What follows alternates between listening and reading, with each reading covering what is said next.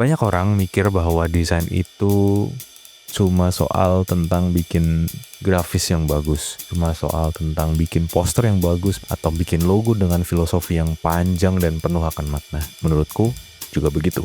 Tapi, siapa yang sangka bahwa desain itu juga bisa menjadi alat proteksi diri. Desain juga bisa menjadi alat pelindung dari kejahatan dan bahkan bisa melindungi nyawa seseorang. Nah, hari ini kita akan bahas bagaimana visual elemen yang sederhana yaitu watermark bisa menjadi alat proteksi diri untuk manusia.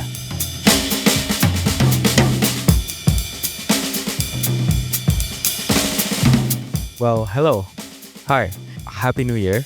Happy New Year of 2026. Semoga kita selalu dalam lindungan, bisa menjadi tahun yang lebih baik dari tahun-tahun sebelumnya. Amin.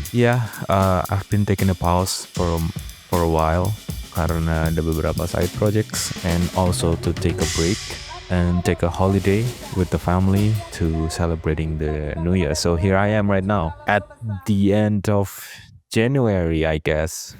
Kita akan bahas bagaimana elemen visual yang sederhana, yaitu watermark, bisa menjadi firewall analog untuk data-data digital kita. Nah, beberapa waktu yang lalu, rekan kerjaku diminta untuk mengirim keperluan data diri ke satu instansi untuk keperluan pekerjaan.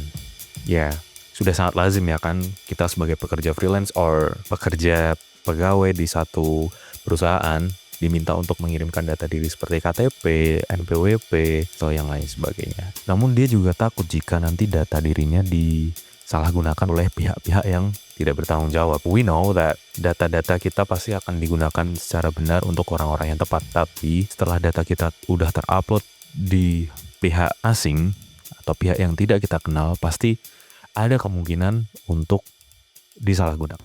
Nah, tapi baru-baru ini aku menemukan satu platform yang bernama watermarkktp.com. Watermark KTP ini adalah aplikasi untuk membuat watermark di KTP kita berbasis web yang dikembangkan oleh Cyrilius Kevin. Nah, ia menemukan masalah bahwa bagaimana caranya membuat KTP tetap terbaca oleh verifikator, baik itu secara manusia atau sistem atau robot, tapi akan tidak berguna jika digunakan oleh penipu. Atau kita sebagai yang pemilik data bisa men-track siapa atau di mana kebocoran data itu terjadi.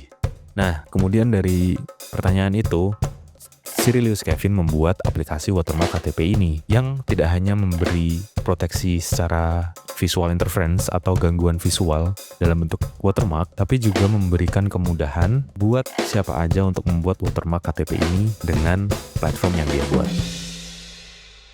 Jawabannya adalah destructive design untuk keamanan. Logikanya, jika KTP-mu polos, maka akan zero effort untuk dipakai penipu mengambil data atau memanfaatkan data KTP kamu. Ketika KTP itu berwatermark, high effort, penipu akan sangat repot untuk menghilangkan watermark itu gitu. Watermark itu ditempatkan di atas tekstur KTP yang sangat sulit untuk dihilangkan, atau garis-garis halus yang ada di KTP itu disebut dengan guilloche. Nah, desain watermark ini menciptakan friction atau hambatan bagi penjahat atau alat untuk tracking kita sebagai pemilik data untuk mencari atau mengidentifikasi di mana kebocoran data itu terjadi.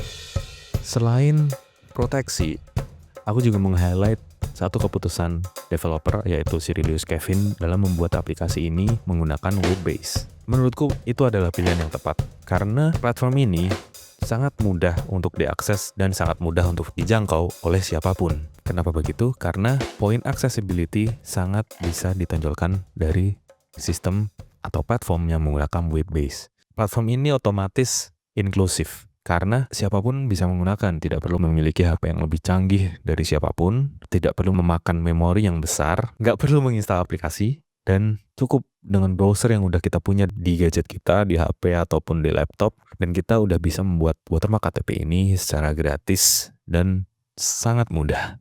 Nah, ini yang aku sebut dengan desain yang accessible.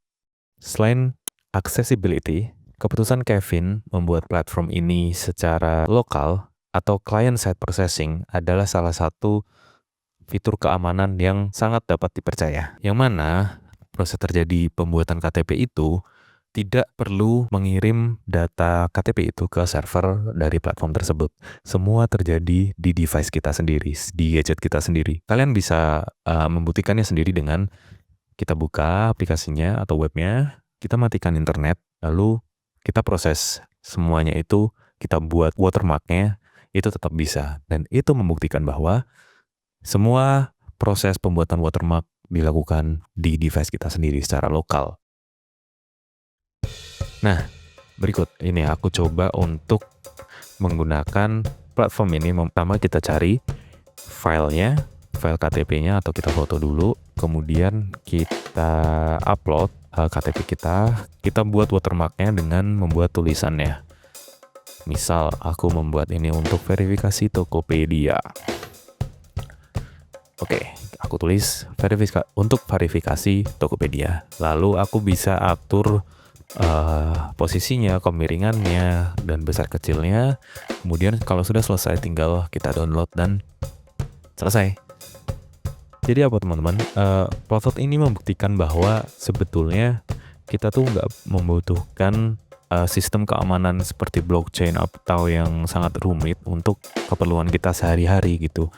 Bahwa dengan sesederhana watermark itu juga bisa untuk menjadi alat proteksi diri kita sendiri. Kita cuma butuh desain yang tepat guna, efisien, dan aksesibel.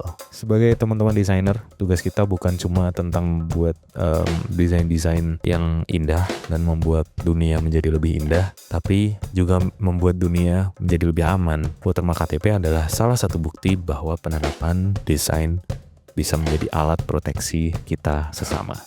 Itu dia konten untuk hari ini. Semoga konten ini bermanfaat dan subscribe agar tidak ketinggalan dengan konten-konten yang terbaru. Terima kasih, sampai jumpa di konten selanjutnya. See you.